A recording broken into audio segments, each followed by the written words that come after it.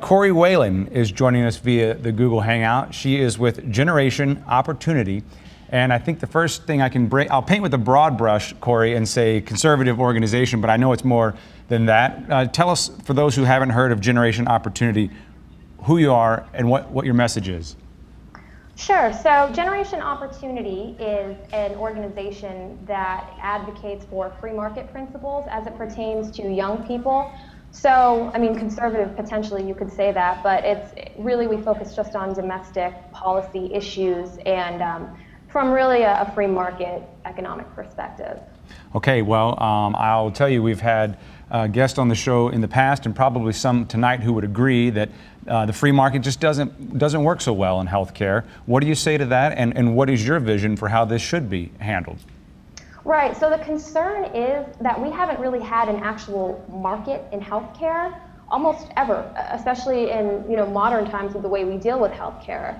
The concern that I have is Obamacare isn't really doing anything except increasing costs for young people and then penalizing them with what the Supreme Court called a tax if they don't buy the more expensive insurance that's being offered through these exchanges. There was a study from the National Center for Public Policy Research that showed that over 3.7 million young adults will save at least $500 by not signing up for the exchanges. And the economic incentives do speak. You're not going to get these people to sign up by making them pay more for things that, frankly, they've A, never used, and B, don't feel that they necessarily need. This is the study we just mentioned at the last table. It's a conservative think tank that put this out. So what is the alternative? Do you think young people will just go without insurance and pay that penalty? Yeah, so I do want to address one thing you said. It is a conservative think tank, but the numbers there are not being disputed by liberals. For example, Ezra Klein, who writes at the Washington Post, who's pretty openly left-leaning, he agreed with the numbers, but he said, well, young people will benefit more in the long run because they may be paying more now, but they'll benefit, as they're older. The problem is that actually has been found to really not be true when you look at how Obamacare is calculating things. In the last panel, they brought up the community ratings.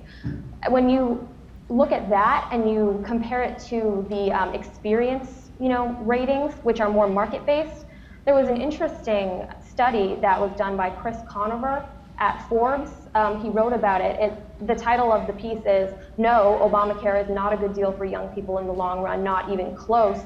And in it, he calculated that millennials specifically, if an 18-year-old joins an Obamacare exchange now, it's essentially an 18% excise tax on them that sticks with them throughout their entire life. This isn't really like a program like Social Security, where allegedly you're going to be getting the exact benefits you invested in.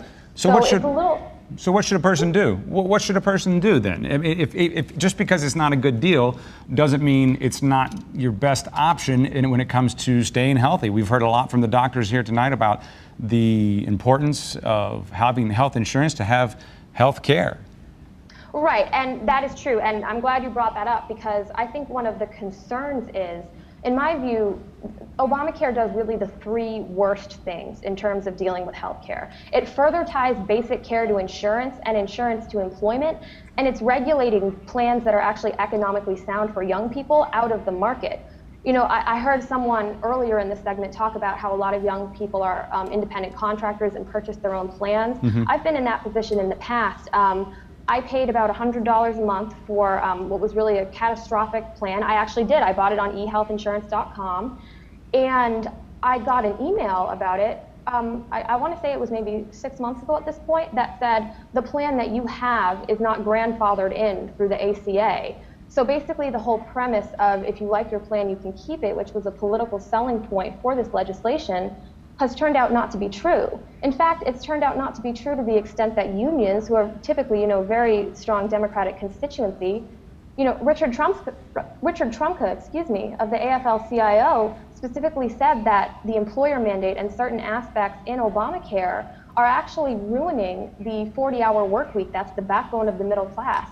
The Nevada AFL-CIO went so far as to release a statement saying that they couldn't believe they were lied to about their plans being regulated out of the market. So there are a lot of concerns where people really feel like things are more expensive, there are less options, and really nobody is benefiting in the long run from this complex very, very, very confusing system that is increasing costs. In light of having the union folks here to debate whether or not the nuances of their position are being accurately portrayed, let me ask you something where there might be some common ground amongst a lot of people. And you brought up the job connection. Do you think we need a conversation about decoupling, if you will, of health insurance and employment? Well, I think so. When you look back to why that started, post-World War II, when employment was high, employers started offering benefits. Sure. And, that became so tied to it, and it's not something that works in every economic situation. And so that's one of the things that does concern me about Obamacare. Like I said, it further ties basic care to insurance, when insurance fundamentally should be to deal with catastrophic issues. And then again, the employment. I purchased, like I said, an individual plan on ehealthinsurance.com Right. that is a lot cheaper than the plans that are going to be offered through the Obamacare exchanges. So Corey really, Whalen, let's leave it there on that note, Okay. because we got to stay on time. Thank you so much. We That's appreciate fine. Welcome to the show, and we hope you'll come back. Thank you very much for your Thanks. time.